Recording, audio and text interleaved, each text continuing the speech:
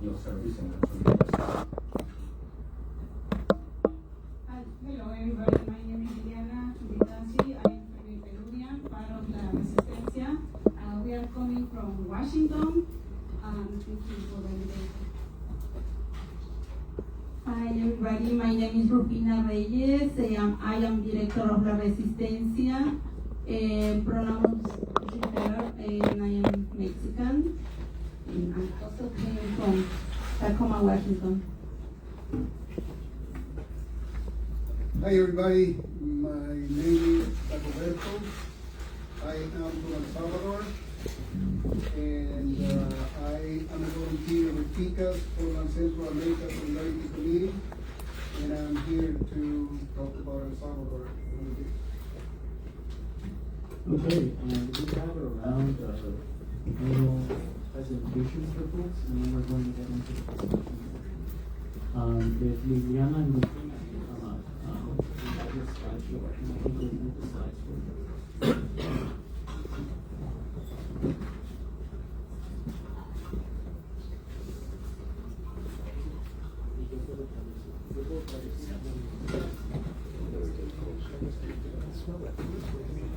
Community members can go like that.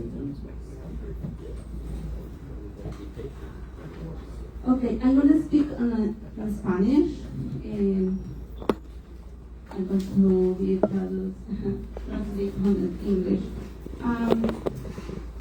So, we are La Resistencia, juntos La Resistencia. Okay, you guys know what is doing La Resistencia? Yes. Okay, so, entonces, bueno, voy a cambiarlo en español. La Resistencia somos una organización sin fines de lucro y liderada por personas migrantes. La Resistencia is a non-profit organization dedicated to the liberation of people in detention.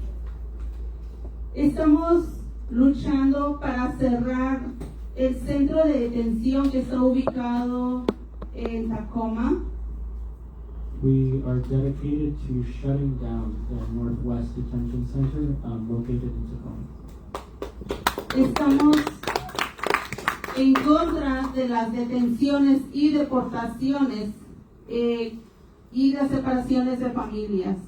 We are against detentions and deportations and the separations of families. La Resistencia tiene 11 años de lucha y nuestra fundadora es la señora Maru Mora Villalpando. La Resistencia has been around for 11 years and our founder is Maru Mora. Entonces, bueno, nosotros continuamos, nosotros estamos aquí en la lucha porque también hemos sido impactadas por el sistema que nos oprime y nos mantiene de alguna forma silenciados. We are here in the struggle because the system has oppressed us and deprived us of voice. Estamos luchando para que no haya más opresión en nuestras familias y en nuestras comunidades. We are struggling so that there is no longer oppression in our families and in our societies.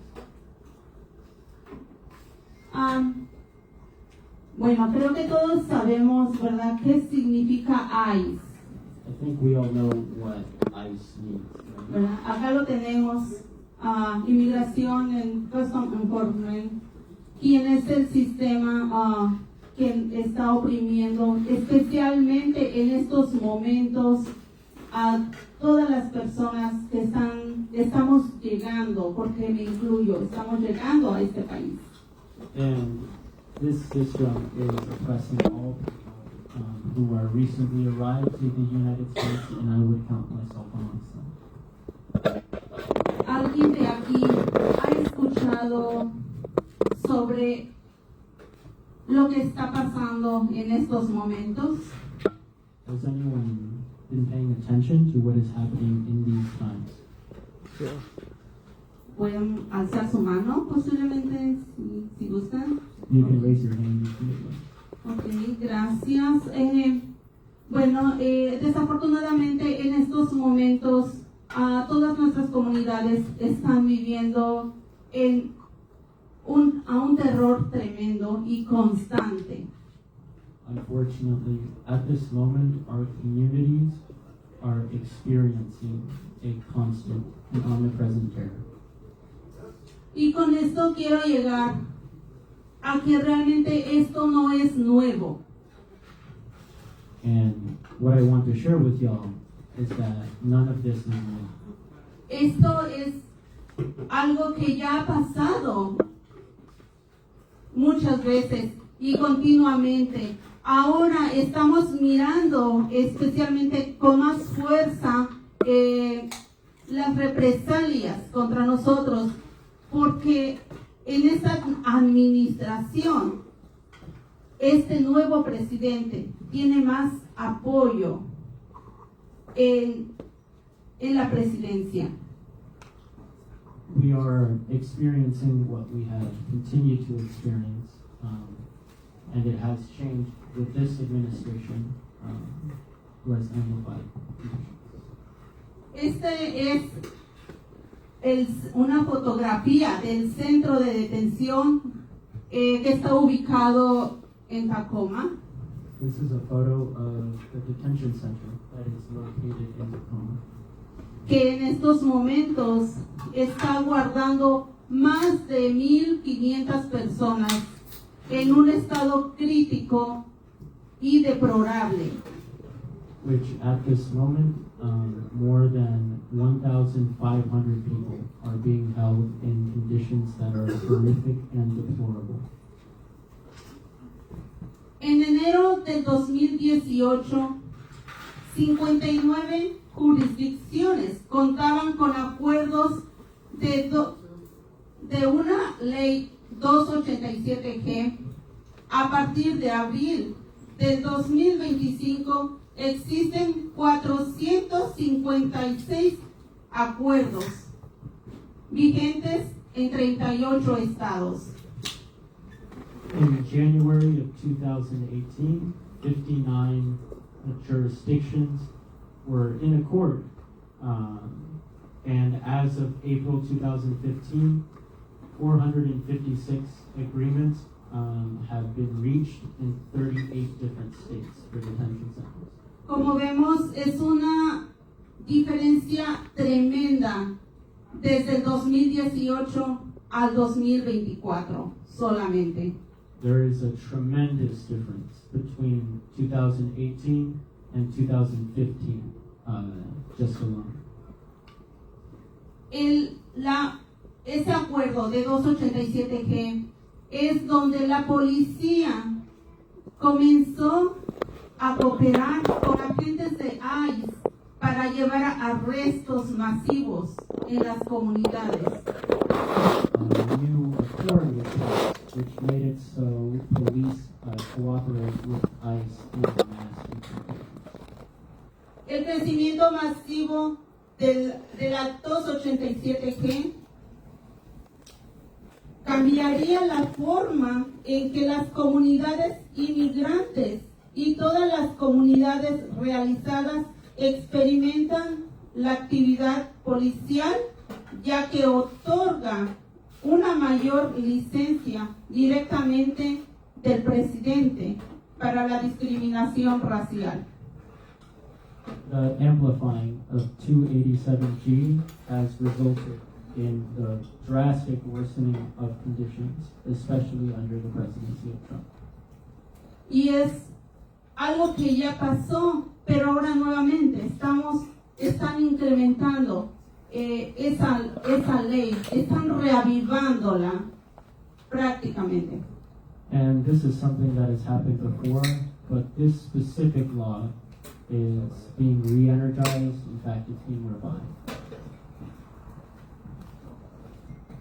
El registro para inmigrantes se utilizó en 2002 para el Sistema Nacional de Registro de Entradas y Salidas, por sus siglas NSEERS, que son las siglas en inglés.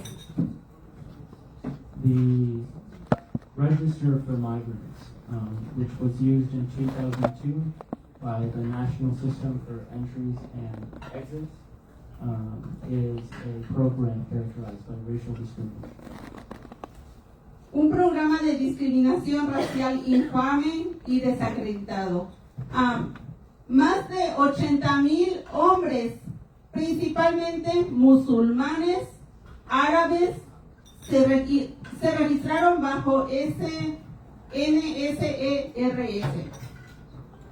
More than 80,000 men, principally Muslim and Arab men, have been registered under NSERS. Que era la ley de registro que en ese momento activaron.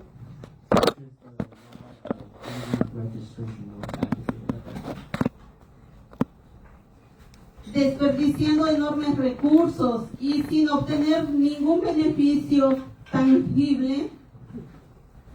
Discarding many resources without any tangible benefits. Como resultado, muchos miembros de la comunidad fueron detenidos y deportados. As a result, many members of the community were detained and subsequently deported. Mientras que otros vivieron con el temor de ser perseguidos en mayor medida. While people lived in terror of being persecuted for the long term. Y es lo que estamos viviendo en estos momentos. Nuevamente, en aquellos días eran comunidades diferentes. Ahora se vive con personas de Venezuela, con personas de El Salvador, mexicanos y todas aquellas comunidades que estamos llegando a este país. Before it was with other groups of people, other nationalities. Now it's with Venezuelans, Salvadorians, Mexicans, groups of people arriving to this country. Muchos de ellos ya están saliendo deportados y muchos de nosotros aún continuamos en este país, pero con el miedo y la incertidumbre, porque no sabemos qué va a pasar con nosotros o con nuestras familias. Have been deported, and many people live fear and terror and being uncertain that will happen to them. En lugar de mantener un programa tan perjudicial en la historia, Trump ha revivido el registro para impulsar su agenda de deportaciones masivas. Instead of dismantling this incredibly prejudiced law, Trump has prepared for mass deportations. Y en esta pandemia estamos compartiendo un poquito de lo que fue el pasado y lo que estamos reviviendo en estos últimos días.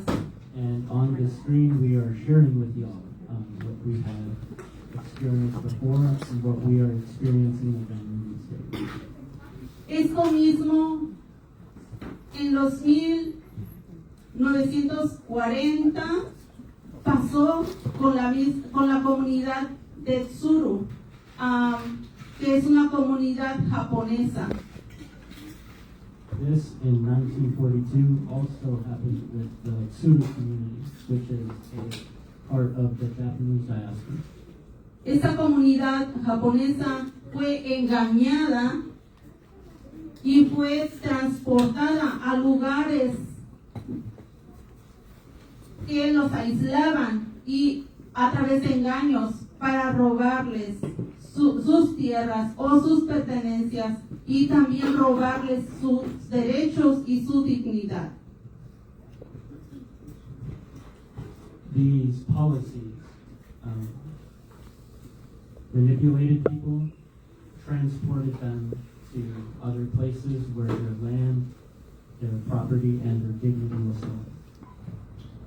Y con esta ley de registro, nuevamente, que nos están imponiendo, quieren hacer nuevamente lo mismo con nosotros para aislarnos y callar lo que nosotros podemos hacer o descubrir en este país, que son nuestros derechos. Quieren mantenernos callados y silenciados. And with this new immigrant registration law, we are being oppressed and having our voices taken from us. voy a pasar el micrófono a mi compañera Lili y ella estará explicando un poquito más, ¿verdad? De cómo todas estas nuevas leyes han estado llegando a nosotros y a través de cómo, ¿verdad? Y qué es lo que están provocando. I'm going to pass it to my comrade Edie, who will talk about how these policies are impacting our community. Gracias, Rufina. Un aplauso para Rufina.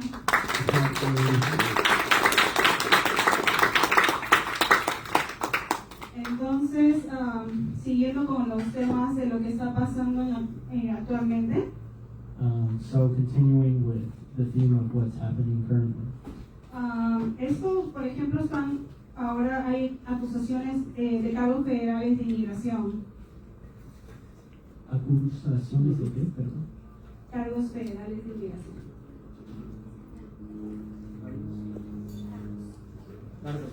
Oh, and now there's accusations of federal charges being made against them. Por ejemplo, están expandiendo procesos y leyes como el título 42, Remain in México o Quédate en México, CBP One, ahora es CBP Home, el expulsar a tercer país a otras personas, la suspensión de refugiados del programa, por ejemplo, excepto para blancos de Sudáfrica, y está incrementando las persecuciones federales, etc. And we're seeing the expansion of different processes and laws, such as Title 42, the policy of Remain in Mexico.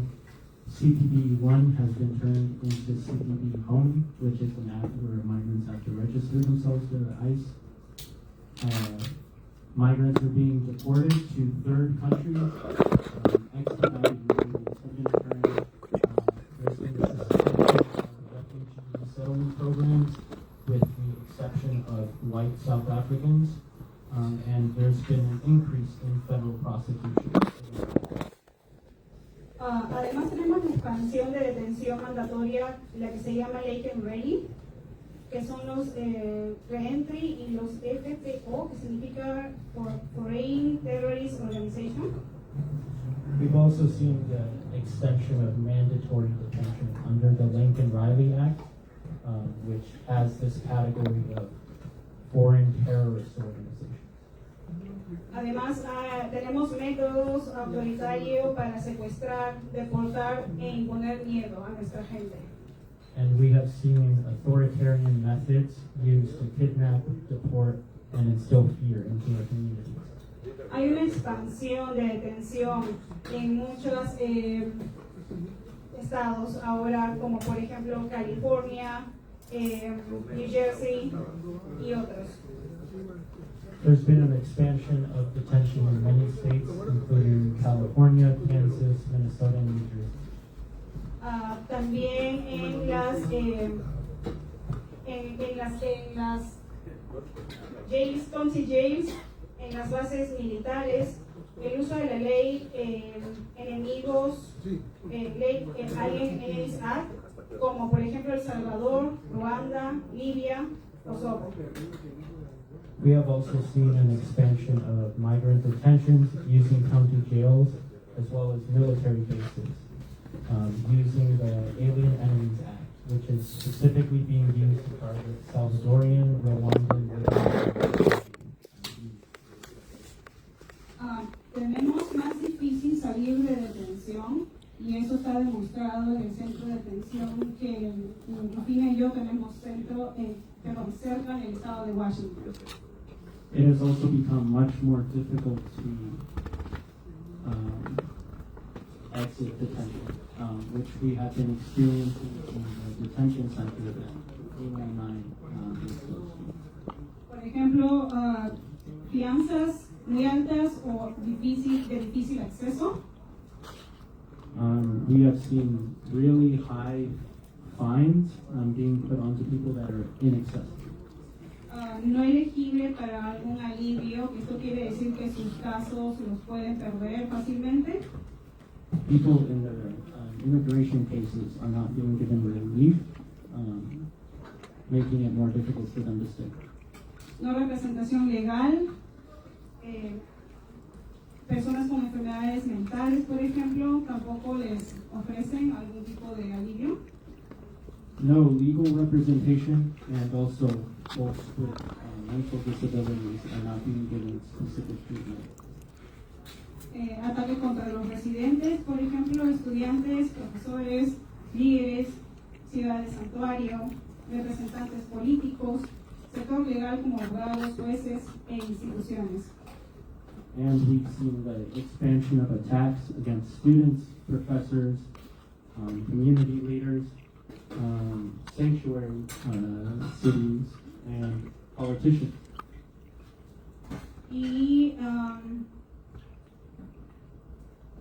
estamos en contra más gente en todos los lugares, por ejemplo, lugares sensibles, niños bajo proceso de deportación, redades en trabajo, esquinas de trabajo, clubs nocturnos, como en las imágenes anteriores se ve cómo están agarrando a nuestra gente.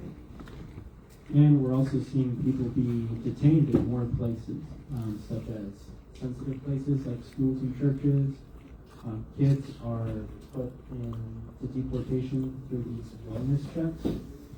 There's raids in workplaces, corners on the street where you're waiting to go to work, and also night, as you can see in the photos before.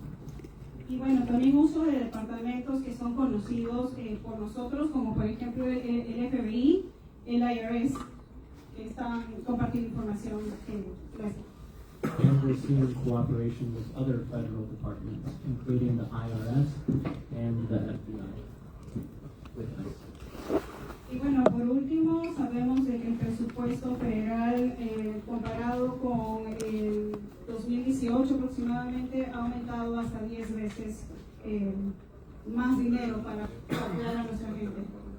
And also, the federal budget for ICE has increased more than 10 times since 2018.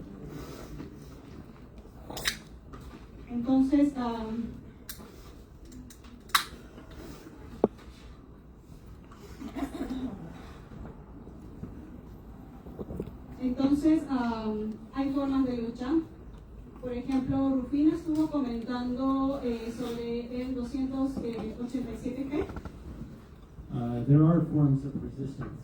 For example, Rufina was talking about 287G. Sabemos de que estas noticias no son nada agradables para nadie, pero mientras estemos luchando todos juntos en comunidad, se pueden lograr cosas como esta. We know that this is not good news for anyone, but we also know that in community can have wins. Mientras que queramos luchar, podemos impedir que cosas pasen, como por ejemplo los sheriffs que ahora quieren colaborar para que la policía nuevamente haya colaboración con ICE, y eso está pasando ahora en muchos estados. An example of struggle, there's a bunch of sheriffs who want to make it so that police collaborate even more with ICE. Y en esta imagen se puede ver todos los estados en amarillo que están colaborando.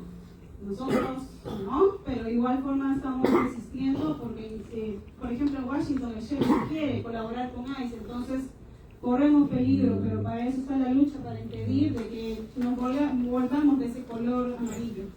And you can see in yellow the states in which police cooperate with ICE.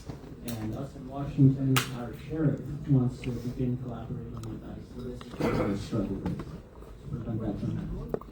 Entonces, ese es un pequeño ejemplo de lucha. Me gustaría poner más ejemplos, pero nos vamos a demorar 5 días hablando. This is just one example of a struggle. I would like to give more, but we would be here for 5 days. Queremos respetar el tiempo que nos han dado. We wish to respect the time. Entonces, en la resistencia, por ejemplo, lo que hacemos es llamado a la acción, llamar a los políticos, a los representantes, a todos los políticos y sobre todo personas de poder que puedan apoyar y puedan demandar el ser el centro de atención que sea en Washington. And we have a call to action for La Resistencia, which is to call the representatives, any stakeholders within the decision-making of whether or not the Northwest Detention Center continues to exist.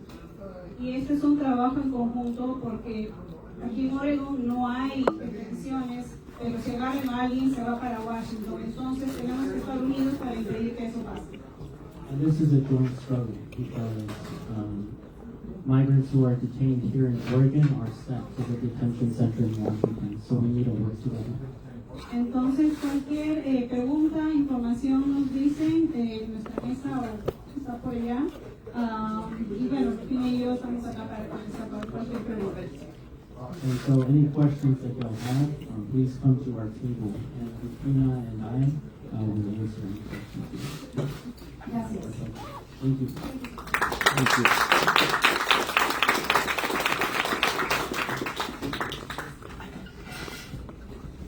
Sí. Otro aplauso por la resistencia.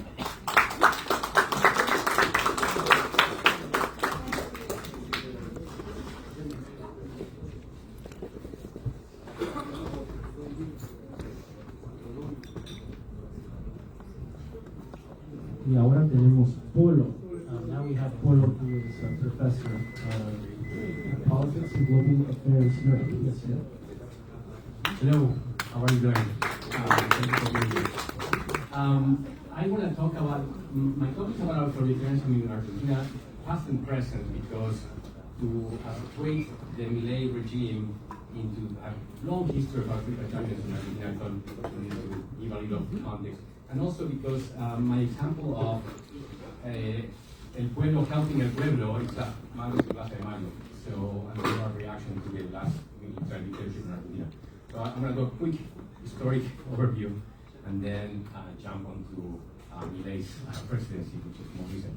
I want to do this in English, or I need to turn in Spanish. This is okay? Es mejor en inglés, por favor. Okay. Anybody that needs me to translate into Spanish? No? I don't do it.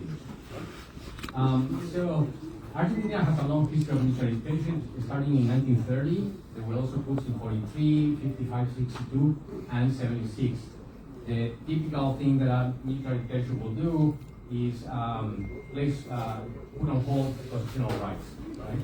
Things like habeas corpus, which is when somebody's arrested and the authorities have to inform lawyers and family about their whereabouts. That's a scandal.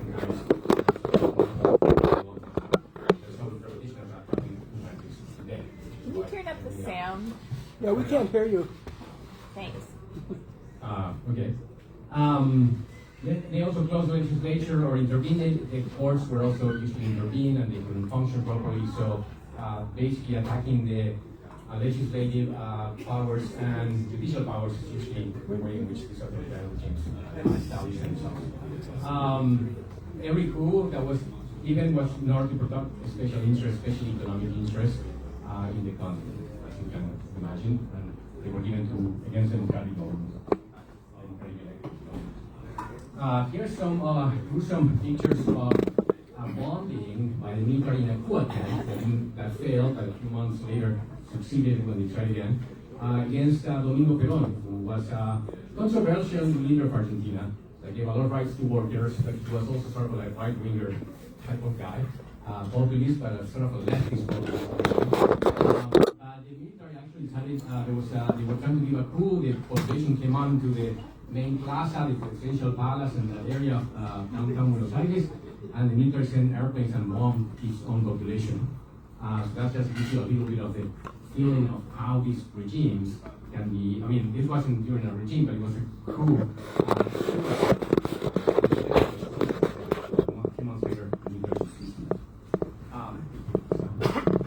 So I want to talk a little about the junta of 76 to 83, which was the most brutal that Argentina saw and one of the most brutal in the history of the world, really. There were kidnappings, torture, murders, and the kinds of security forces, from police to the military. It's estimated about 30,000 people disappeared. The word desaparecido in Spanish is used precisely to describe this type of political kidnappings, and then people basically don't show up again. You don't know what happened to them. There's no, again, they don't have habeas corpus. There's no legal recourse to actually know what happened or they were detained. So thousands of people went into exile during that period, of course, and there has been a lot of work trying to identify the locations where people were buried. There were a number of people that actually were thrown from airplanes into the Rio de la Plata, so their remains cannot be found at all. But there's also graves, common graves where people were deposited. So Argentina has been a leader in trying to identify those people to bring to the families of people that were kidnapped, tortured, and killed some peace of mind as to what happened to their loved ones.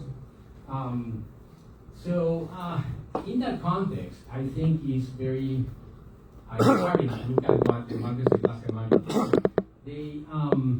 They were mothers of people that were being snatched away, and they had no recourse. They had no idea where to go.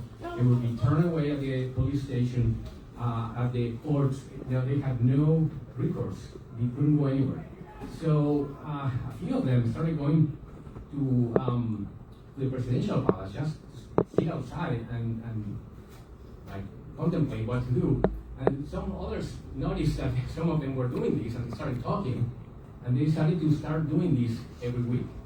The police would come and tell them, you can't congregate here, because one of the things that you're not allowed to do in a dictatorship like that one is to actually have groups of people congregate in public or in private, actually, but in public was a bigger problem because you were seen. So they actually would just move around the main statue there at the center.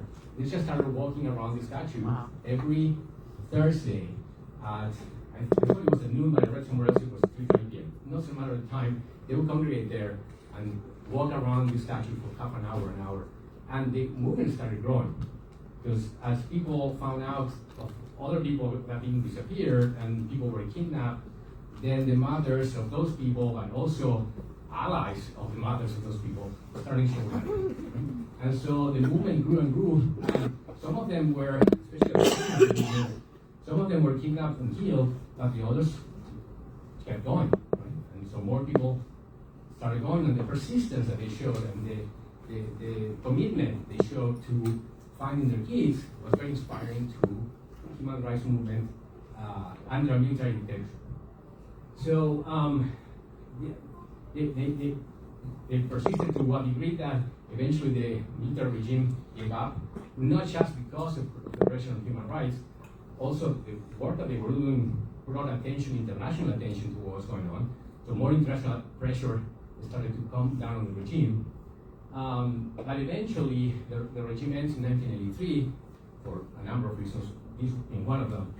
And so one of the things that's interesting about this is grandchildren, not only were they looking for children, but also for the grandchildren, because some of the people kidnapped had children young age, and the military would take them and place them in new homes. Or pregnant women, they would have them have their kids while they are in held clandestinely, and then they would give the kids the adoption to mostly other military men. So there's a number of grandchildren, basically, that the abuelas, grandmother of Casa Mayo have been looking for. So let me, yeah. So, oh my God, I come forward my pictures, I apologize. But with the end of the military dictatorship and democracy comes, elections come along, and of course military dictators usually they step down and nothing happens to them, right? But the pressure of the human rights movement that had built during the dictatorship was so large that this time around the new president, the democratically elected president, saw an opportunity or saw the pressure from the people to actually pursue criminal charges against the former military men. And so there was a big juicio, a big case, right? Trial in 1985. Well, the armed forces were put, basically the leaders of the military that made the junta, the government during the military period, they were put on trial and they were sentenced some to life, others to so many years. But this just was a big, enormous victory for human rights movements, not only in Argentina, but it was an international event to have these people actually be sentenced to jail. And then other presidents came along and they gave amnesties because the military kept pressuring to give amnesty to these people that had been put in jail. But that was declared unconstitutional in 2003, and at the end, by 2024, 1,176 people, military men mostly, although a few civilians were involved as well, have been convicted and are in jail. And the abuelas, the grandmothers, have been able to recover about 139 grandchildren. So all of that, it has been very important, basically, to keep the memory of what happened, to seek the truth, and to seek justice. That's actually memoria, verdad y justicia. It's sort of like the words, I don't know exactly how to express it, but it's the expression of what this movement has been trying to do. Fast forward from 1985, moving to 2023, when Javier Milei gets elected. A lot of things happen in the middle. Mostly, there's disillusionment with all the parties. The Kirchneristas, which is a Partido Justicialista, a Peronista, they're from Peronismo, from that party that was founded by Perón many years ago, is a center-left government that is tarnished by the media, corporate media, has been corrupt, and by some sectors of the judicial system that are sort of like play along with these corporate media accusations. So they did great things for the country, GDP growth, low unemployment, things that we would all want, but they were heavily tarnished as corrupt. So they're out of, people want to vote for them. There's economic mismanagement by the guy that follows. Again, it's a debt of 48 billion to the IMF and ends up breaking the economy in the 4 years. There's a return from the center left in 2019, but COVID hits and the president is not particularly good. His name was Alberto Hernandez. And so people are very upset, especially young people are very upset. And so they elect this guy that had become a minor TV celebrity. It was somebody they would invite to TV shows to sort of like rage, they would go crazy with rage against the economic situation and everything. He's kind of like a funny clown, really, in this situation where he's just an outrageous character, right? He gave a lot of points to the TV ratings. The TV ratings were high for those programs because people wanted to watch this crazy guy go on TV. But he decides, he started going so popular, he starts to go into politics and runs for Congress in 2021, gets elected to Congress 2021, and then 2023 tries to run for president, and for these reasons of like how people were so upset about everything else, he ends up winning the presidency in 2023. So what does he do that we can consider authoritarian? Well, he basically rules by presidential decree, something that we are experiencing here in this country as well. He's constantly threatening and insulting people that don't agree with him. This he was doing before, which is why he became popular on TV. He's continuing to do it just the same after the presidency. There's no sense of dignity. The dignity of the office is lost. I think we experience similar things in the United States today. So they're very similar characters in many ways. The one difference I would say is that Milei is not a nationalist. He's a libertarian at heart, and so he doesn't play the nationalist card. Although once in a while he plays with immigration, but he hasn't really done the things that we see the United States doing in terms of tariffs and immigration and so on. So what does he do? He tampers with the judiciary, especially threatening judges that, for example, in some of the protests, talking about some people were, one protest where they arrested 150 people, and the criteria for arrest was just, anybody that was in the area, just grab him and throw him in jail. And so a judge looked at the case and said, I don't have, these people are arrested for reasons that are not, can be excused. There was nothing, we can't hold them. So the judge released all of these people that have been arrested, and the next day, Milei was crazy about how this judge had to be ordered out of office and should not be allowed to continue being in service, etc., etc. I think we've seen similar things here as well, unfortunately. So, repression in response to protest, undermining the work of human rights organizations. How, for example, remember the grandmothers were looking for the grandmothers in Plaza Mayo looking for the grandchildren? Well, many of those the resources that the state had put together for this to happen have been withdrawn. Especially there was a genetic bank, data bank, that allowed for genetic comparisons, and that the government has completely funded. As a way, or the archives were managed of information of what had been happening. There was a complete, not complete, but an extensive archive where information about the military regime and the detained people so existed, and that has been sort of tried to like wipe it out or lower the resources so there will be less access to it. So these are some of the things that his government has done to undermine the work of human rights. He reivindicates openly the military junta, and his supporters, of course, do as well, and has had made attacks on the universities and scientific research area, especially by defunding those areas. Something we also have seen in this country.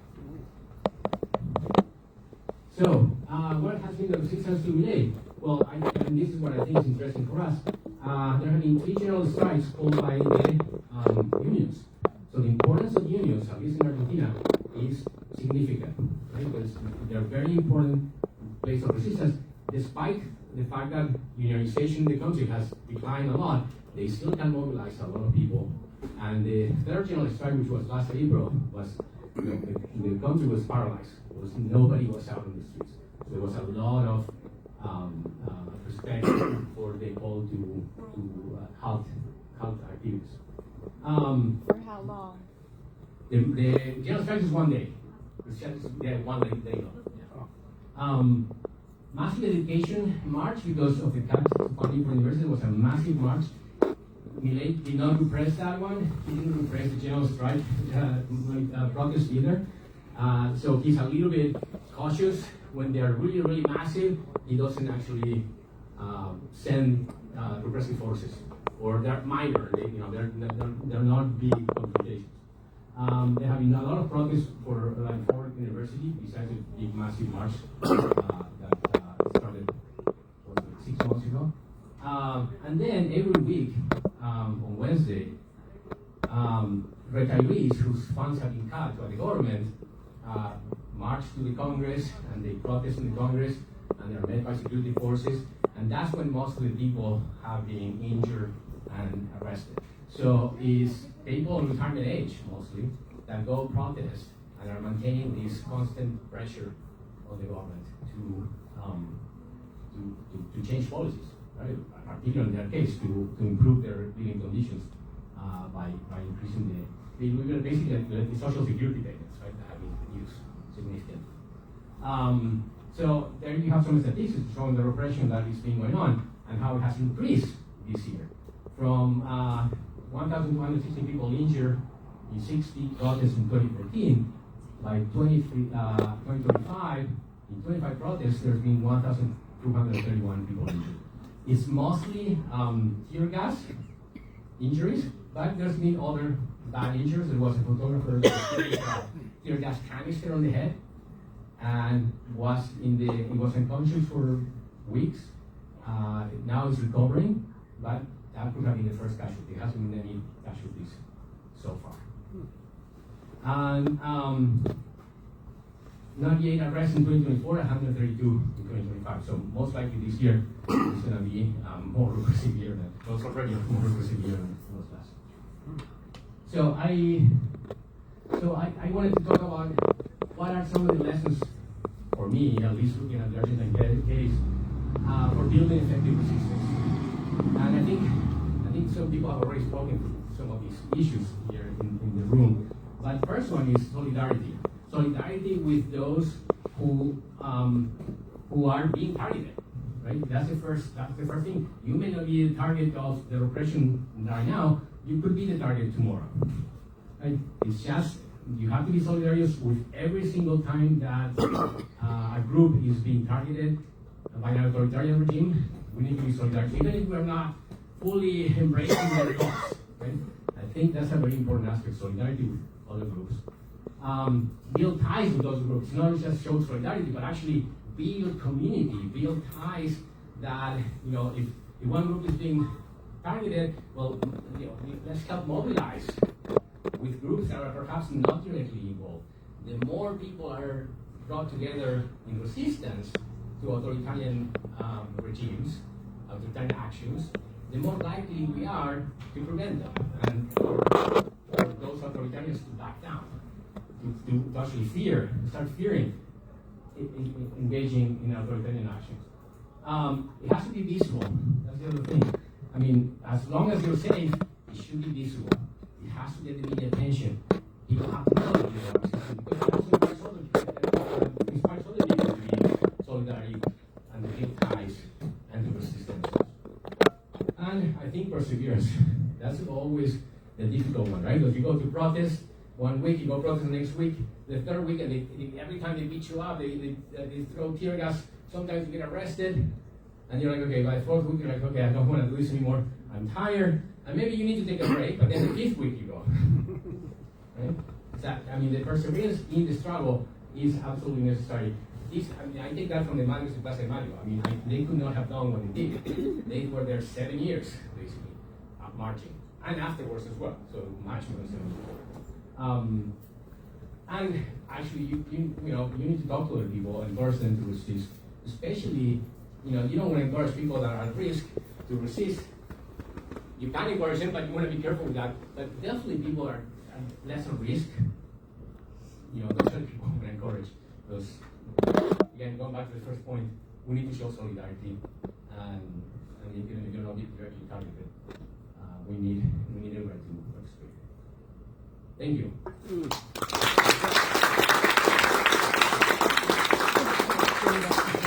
Thank you, Pueblo. Take any questions? We'll take questions after Dagoberto's presentation, if that's okay. All right, Dagoberto from C6 and PCASC.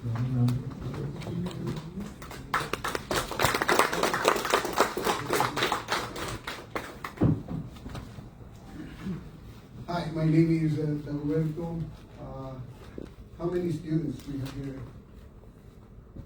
I want to see the students.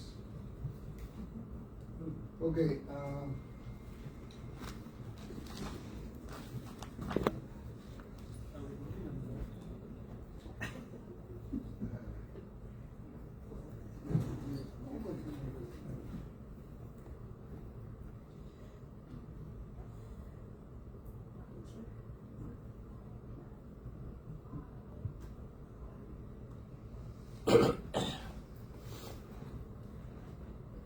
I've been thinking how to start this presentation.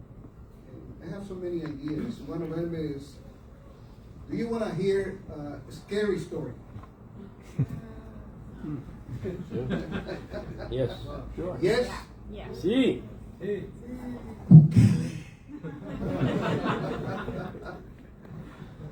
That is a scary story. And the reason why is because this guy is very popular, very, very popular. And he has been very popular before he went into the presidency. Kind of weird, right? How he became so popular. Up to the point that we in El Salvador are divided. Some people love him, and some people hate him. One question is how and why?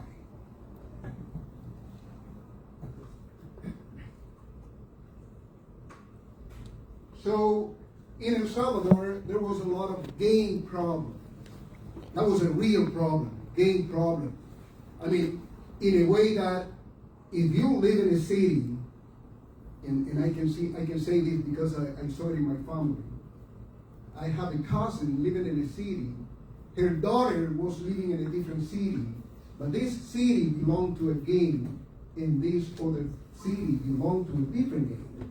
They cannot see each other because by my cousin living in this neighborhood, she was not allowed to go to a different neighborhood that belonged to a different gang. So what they did, they called each other and say, can we meet? And they meet at the bus stop. And by the time they went in the bus, that was the daughter and mother reunion, right? Also, if you had a business and you go somewhere, they can stop you and charge you with, you have to pay. So gangs were so powerful. So people were tired.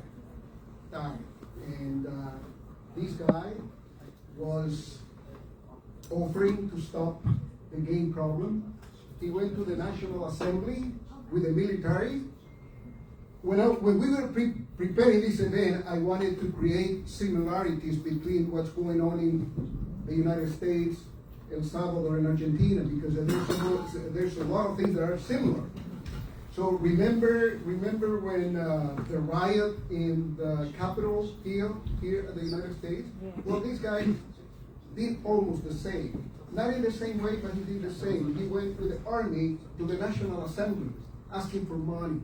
Money for what? Money to fight against the gangs. And when he didn't get the money, he prayed, right? He prayed. Our country is very, almost 100% of the people believe in God. So if you're a politician and you go like this, oh, he became the Messiah. He became the Messiah. Everybody say, oh, he's in touch with God. And then he said, okay, give me patience, I'll be back. By the next election, he got control of the National Assembly. So he needed that control. But then you start persecuting. Persecution begins the same as it's happening. The same that happened, Leopoldo was mentioned in Argentina. A lot of repression, a lot of persecution against the people who don't believe in the system. It says unconstitutional second term. This is very interesting. The Constitution does not allow a second term. And the way he did it, he controlled the National Assembly, he controlled the Attorney General, and he controlled the Supreme Court. So one day, the Vice President, who is a lawyer, he said, oh, I found a hidden article in the Constitution. And the hidden article in the Constitution does not allow the second term, but there's a way to make that interpretation, and then by finding that hidden article, a second term was allowed. So he ran for a second term. And the way he won the second term is by fraud. There was the light went out, the electrical system went out, and when the electrical system came back up, the numbers changed. And also there was a lot of, when you go and vote, you have to bend the paper, put it in a box. But then when they were counting the votes, those papers were not bent. They were not folded. Anyway.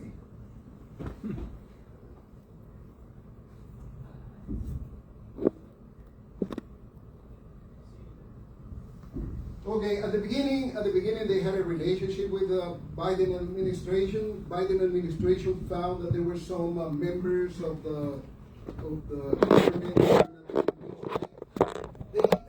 Biden found, not Biden, but the administration, they found that there were some suspicious about Bukele's dealing with things. So, but at the same time, you know how politics work, right? You can be my enemy, like Marco Rubio being the enemy of Trump when they were fighting for the presidency, but now they are friends. One of them is Secretary of State, and they don't critique each other anymore. But when they were fighting to be a candidate, they were enemies. So the same thing. Biden administration found these, they suspected dealing between Bukele and the gangs, but later they agreed and they started having a very good relation. Oh, where's my mustard?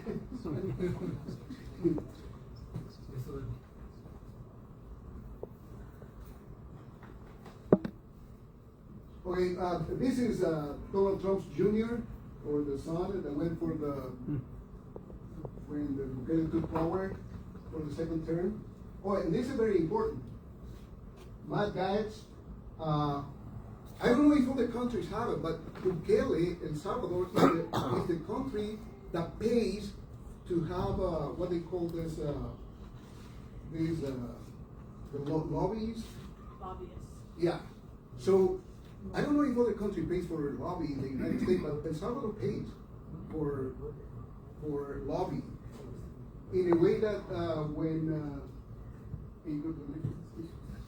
so when Bukele comes and meet with Donald Trump, that guy was part of the same table. He was on the table on that meeting. That guy was in there. So because that meeting was part of that lobby. At the same time, we don't know, because there's another characteristics of Bukele's presidency is lack of transparency. Nobody knows what's going on. Nobody has any idea where the money comes from, where the money goes. Nothing. So Marco Rubio goes to El Salvador, talks to Bukele, and then all of a sudden, yeah, you can send me all the people you want that you don't want in the United States, and we're gonna have it in the Seco, right? So that was the agreement, but we don't know. We don't know the agreement. So they send the first more than 200 people from Venezuela to El Salvador with what kind of agreement? I mean, what kind of agreement? There's nothing. I mean, did they talk? Did Trump talk to Bukele? Or that was Marco Rubio's idea? Or that was Bukele's offering? We don't know. But the thing is that they send more than 200 people to Secot, which is the center of confinement, that Bukele has sold that idea to the world, right? Like the most safest country in the world, which is not. Which is not, because when he was opening Secot, he was saying, you will only have one food per day.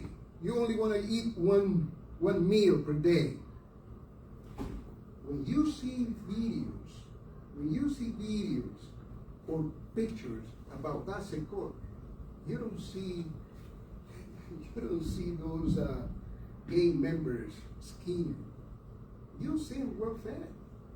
I mean, the information that we have is only one person has died on that prison. And the person who died on that prison is because he was moved from a different prison to the Secot. Later I'm going to show you the number of people that are dead from jail. So he started persecution. This Ivania Cruz is human rights defenders. And this is Fidel Zavala. She is in Spain right now. And this guy, he was captured the first time. He went to jail the first time, not Secot, to a different jail. And when he was in jail, he witnessed all the things that were doing to the prisoners. But he was released. And when he was released, he started talking. He started saying what he saw in the jail. What they did, they captured him again. So he is in jail. And he knew that that was going to happen. He was offered to abandon El Salvador, and he didn't want to do it. He's like, to me, it's wow, this guy is great. I mean, if you know that you're going to be in jail because of your defending your ideas, and you decide not to leave the country, that tells me that this guy is great, right?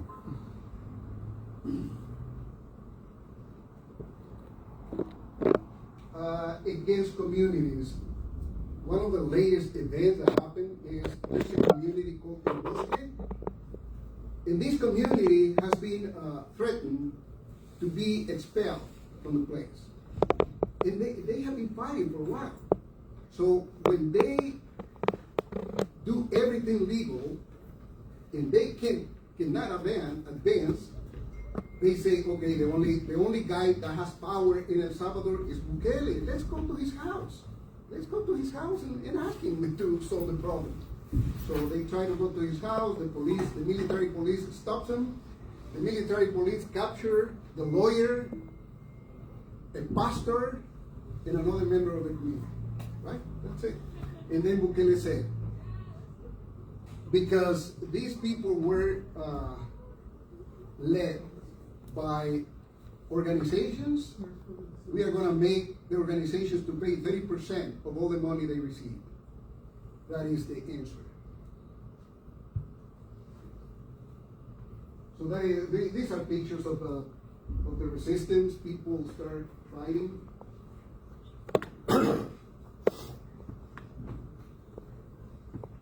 Now this is Fidel Zavala, the guy I was talking about, the guy that was captured for the second time.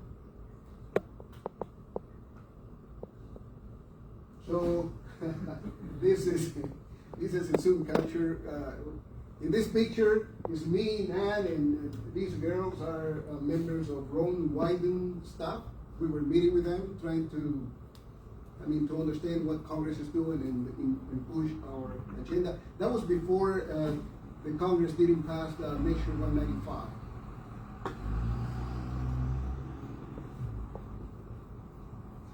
So this is people that organizations are asking for release from jail, like Jose Santos Melara, Libertad para Atilio Montalvo. Atilio Montalvo, he was a guerrillero. He was one of the comandantes from the FMLN.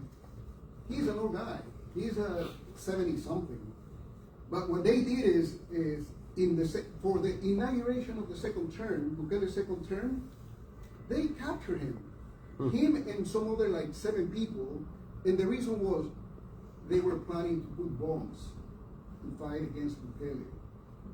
And to me, at my age, that I was in El Salvador during the war, and I know how things are, thinking about these guys planning to put bombs? Who believed that? But anyway, it doesn't matter, right? They were accused of that, and they're in jail. And this is, she is one of the most important women in El Salvador and in the world by the BBC, British Broadcasting Corporation. They announced the most 100 influencers women, and she was part of that. Her name is Ruth Eleonora, and she is part of Cristosal. And she has been very active, denouncing corruption and violation of human rights. The police went to her house. That was about 11 p.m. And the police, the due process is, if I'm in the government and I'm going to put you in jail, I need a warrant from a lawyer. But in this case, they go to her house and say, oh, there's an accident. There's an accident down there. You have to do something. When she gets out of the house, she gets captured. It's 11 p.m. She's already in pajamas, right? When she said, oh, let me get dressed, and they say no. She had to dress in the street. She has to dress on the street. So after that, she is in jail right now. According to law, there's the due process, but they apply, and I haven't mentioned it. They apply the state of exception, and the state of exception is that if you are captured and they apply the state of exception to you, you don't have any rights. You don't have any legal rights. Not even talking to a lawyer, not even nothing.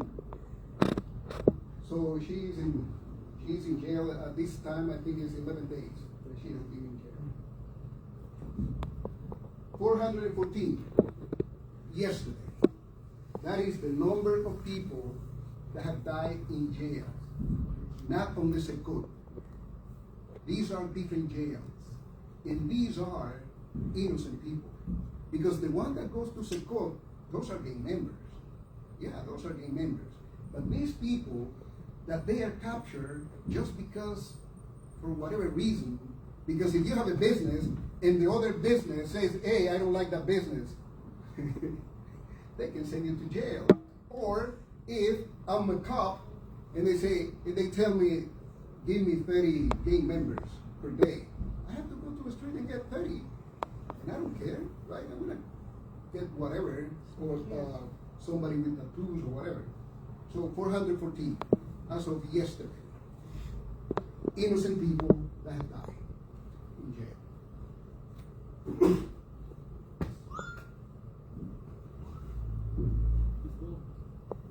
Okay. I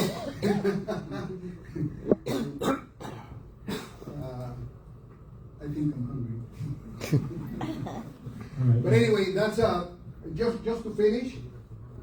The idea of talking about the United States, Argentina, and El Salvador is because those three regimes are right-wing, and they share a lot of things in common. And the other thing we wanted to do this is because you students, and I was student a long time ago, right? If we don't do anything right now, your grandkids are going to be doing the same thing we are doing right now.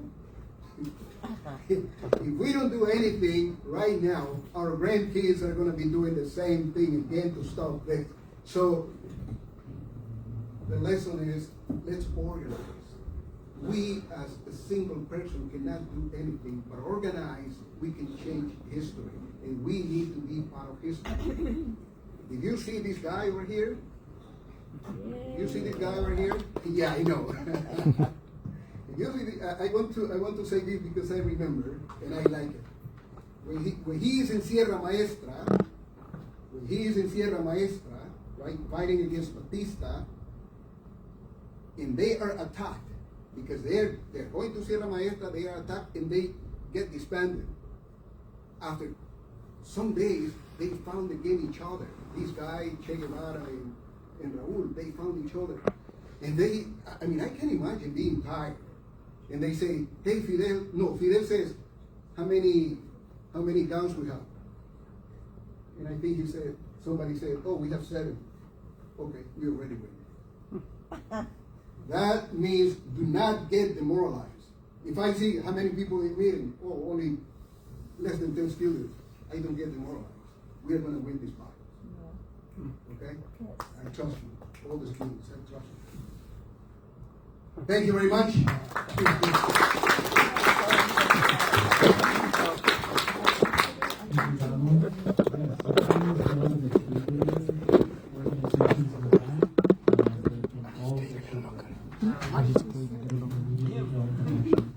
How long do you want me to? I'm just going to go. Oh, they're going to play.